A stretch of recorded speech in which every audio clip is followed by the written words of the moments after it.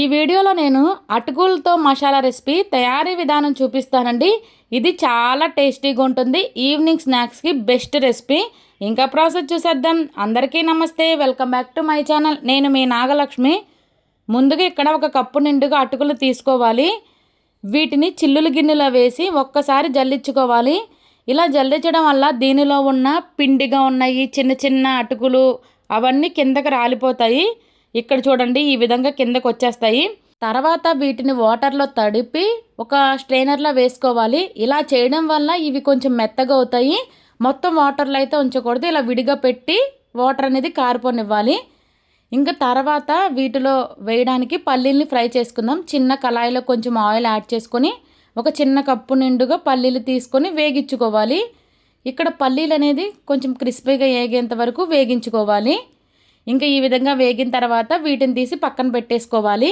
తర్వాత ఇలా ఒక మిక్సింగ్ బౌల్ తీసుకొని దీనిలోకి మీడియం సైజ్ ఆనియన్స్ ఎంత వీలైతే అంత చిన్న ముక్కలుగా కట్ చేసుకోవాలి. అలానే ఒక టమాటాని ఇలా చిన్న ముక్కలుగా కట్ చేసి యాడ్ చేసుకోవాలి. ఇందులోనే ఒక పచ్చిమిర్చి తీసుకోవాలి. ఇక్కడ నేను కారం పచ్చిమిర్చిని తీసుకున్నాను. ఇంకా దీనిలో రుచికి సరిపడినంత సాల్ట్ని యాడ్ చేసుకోవాలి. ఈ మిక్చర్ మీ దగ్గర ఉంటే వేసుకోండి, ఇది ఆప్షనల్. నా దగ్గర ఉన్నాయని యాడ్ చేస్తున్నాను. అలానే కొంచెం కొత్తిమీరని యాడ్ చేసుకోవాలి. ఇంకా తర్వాత మనం పక్కన పెట్టుకున్న అటుకుల్ని యాడ్ చేసుకోవాలి. చూడండి, ఇవి పొడి పొడిగా ఉన్నాయి, తడపడం వల్ల మెత్తగా అవుతాయి అంతే. ఇంకా వీటిని ఇందులోకి లెమన్ని ఒక హాఫ్ చెక్క వరకు ఫస్ట్ పిండుకోవాలి. ఇంకా కావాలంటే మళ్ళీ మనం చెక్ చేసుకొని కూడా యాడ్ చేసుకోవచ్చు. ఫస్ట్ ఇక్కడ నేను ఒక హాఫ్ చెక్కని పిండాను ఇందులోకి.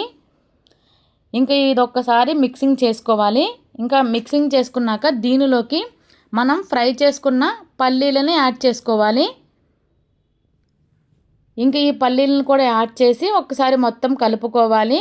అంతా కలిసేటట్టు ఒక్కసారి కలుపుకోవాలి. ఇక్కడ ఇందులో నేను కారాన్ని ఏమీ యాడ్ చేయలేదు, ఒక పచ్చిమిర్చిని యాడ్ చేశాను. ఇది మొత్తం మిక్సింగ్ అయిన తర్వాత ఒకసారి పులుపు, కారం, సాల్ట్ సరిపోయిందో లేదో చెక్ చేసుకోవాలి. ఇక్కడ అంతా కలిసింది. ఇప్పుడు ఒకసారి చెక్ చేసుకున్నాను. ఇక్కడ నాకు జస్ట్ కారం ఒకటి తగ్గింది, అందుకే కొంచెం యాడ్ చేస్తున్నాను. ఇంకా సాల్ట్, పులుపు అయితే కరెక్ట్గా సరిపోయాయి. ఇంకా ఈ కారాన్ని యాడ్ చేసి ఒకసారి మొత్తం కలుపుకోవాలి, అంతా కలిసేటట్టు. ఇది చాలా బాగుంటుంది, సింపుల్గా అయిపోతుంది. ఇంట్లో ఉన్న వాటితోనే మనం చాలా టేస్టీగా చేసుకోవచ్చు. మీరు కూడా ఒక్కసారి తప్పకుండా ట్రై చేయండి. ఇంక ఈ విధంగా కలుపుకున్నాక ఇంకా మనం సర్వింగ్ బౌల్లోకి యాడ్ చేసుకోవడమే. అసలు చాలా టేస్టీగా ఉంటుంది, చాలా ఇష్టంగా తింటారు. పైన కొన్ని ఆనియన్స్ అలానే కొన్ని పల్లీలు వేసుకుంటే మాత్రం టేస్ట్ అద్దిరిపోతుంది. పిల్లలు కూడా చాలా ఇష్టంగా తింటారు. తప్పకుండా ట్రై చేయండి.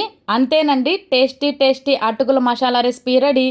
ఈ వీడియో మీకు నచ్చితే తప్పకుండా లైక్ చేయండి.